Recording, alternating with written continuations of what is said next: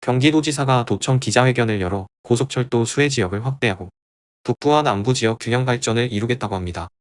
고속, 일반, 광역철도 등 27개 노선과 도시철도 15개 노선 등 42개 노선, 총 연장 645km의 경기도 철도 기본계획을 발표했는데요.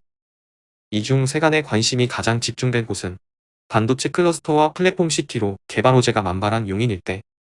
경기 남부에는 반도체선이 신설된다며 용인 남사 반도체 국가산업단지와 원산 반도체 클러스터, 이천 부발을 연결하는 반도체 철도 43km 노선을 계획한다고 했습니다. 이로써 삼성전자가 20년간 300조를 투자하기로 한 세계 최대 반도체 공급망인 K반도체 벨트를 지원하고 반도체선을 서쪽으로 연장하여 화성 전곡항까지 연결하는 경기 남부 동서횡단선을 추가 검토 사업으로 선정했습니다. 삼성의 투자로 간접 생산 유발 효과는 약 400조 원, 고용 유발 효과도 약 160만 명이 될 것이라며 반도체 철도 라인을 만들어 지역 산업 발전을 앞당길 것이라고 했습니다.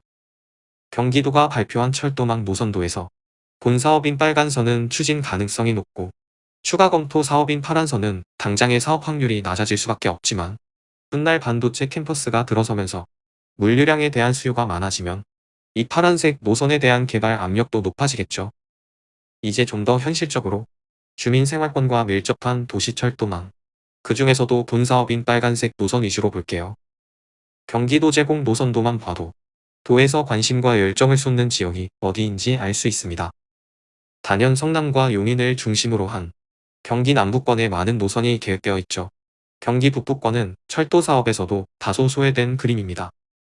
먼저 북부부터 훑자면 덕정-옥정선은 현재 설계 중인 옥정-포천선과 연계한 노선으로 포천에서 GTX-C 노선 덕정역까지 바로 이동할 수 있어 강남 삼성역까지 50분 내로 이동할 수 있게 됩니다. 또한 가자식 사선, 대곡 고양시청식 사선, 덕정-옥정선 등 북부 지역 생활권의 3개 노선을 그렸습니다. 다음으로 거미줄 생활권 기대하는 경기 남부권의 성남도시철도입니다. 먼저 1호선. 2002년 판교 신도시의 개발 때부터 추진되어 오던 노면전차, 일명 트램, 판교역, 모란역, 성남산업단지를 잇는 노선입니다.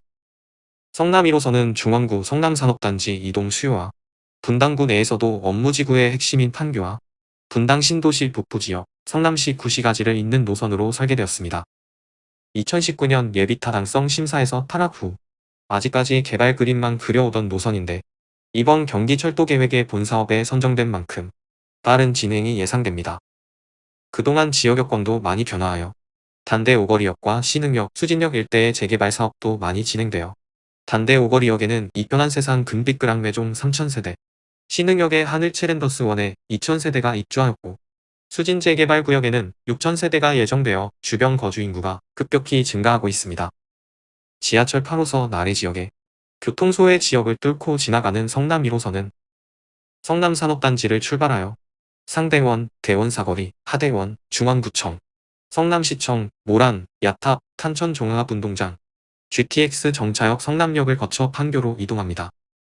다음은 성남 2호선으로 역시 업무중심지 판교와 분당 신도시 서현, 정자 일대를 잇는 노선입니다.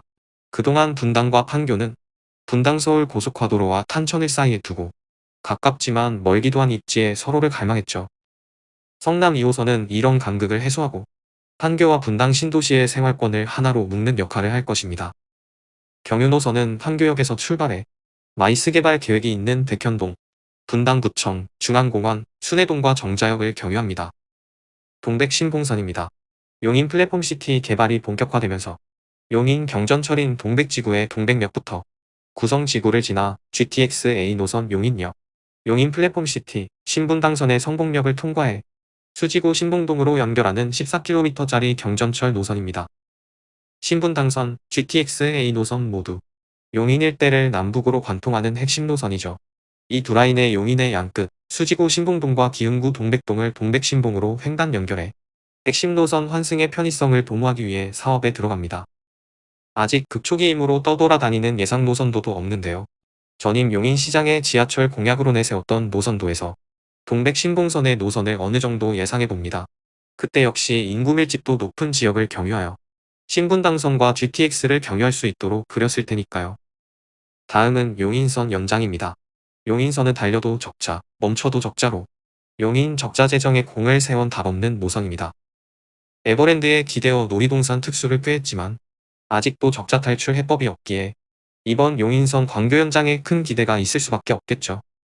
기존 용인선 에버라인은 에버랜드 전대역에서 보평동, 고진, 운동장, 김양장, 명지대, 시청, 동백, 강남대, 기흥역까지 이어집니다. 나름 용인 처인기흥구에서 주거 밀집 지역을 두루 거치지만 경량의 저속이라 자가용이나 버스의 이용객을 뺏기고 있습니다. 만약 광교중앙역까지 연장이 된다면 지금의 동백보다는 이용객이 늘지 않나 싶은데요. 신가로 거리, 흥덕지구, 광교호수공원 이용객을 끌어올 생각이겠죠. 용인 동백지구, 흥덕지구, 광교 신도시에서는 GTX-A 이용이 어려웠었는데요. 이번 용인선 연장이 개통하면 철도로 기흥역 분당선에서 구성역으로 이동해 갈아탈 수 있게 됩니다. 수원도시철도 1호선입니다. 수원시가 적극적인 의지를 갖고 추진한 수원역에서 장안구청까지 가는 트램인데요. 유네스코 문화재 행궁보호로 인해 마땅한 대중교통 개선 방안이 없던 수원 팔달구, 장안구에서는 도심 미관과 문화재 보호를 위해 트램을 궁리합니다. 경유 노선은 GTX-C 노선의 수원역에서 경기도청 구청사, 팔달문, 화성행궁, 장안문, 종합운동장을 거쳐 장안구청까지 연결합니다. 특히 경기도청 구청사와 팔달문, 화성행궁, 장안문 구간은 수원성곽을 끼고 돌아 만성의 악성 교통체증으로 유명합니다. 이번 경기도 철도 계획을 세운 공무원들도 과거 구청사 출퇴근길에 겪던 심란한 교통 문제를 이번 철도 계획에 녹아낸 건 아닌가 싶네요. 경기도 철도 기본계획에서 본사업에 들어간 성남트램, 동백신봉선, 용인선 연장, 수원선에 대해서 둘러봤습니다. 일각에서는 선거를 코앞에 두고 중차대한 철도 밑그림을 노선도 JPG 파일만으로 발표한 것에 선거판 이용이냐는 비판이 있는 것도 사실입니다만 국가철도망 5차 계획이 10년 단위로 세우는 중요한 국가계획인지라 터무니없는 경기도 계획을 발표하지는 않았겠죠.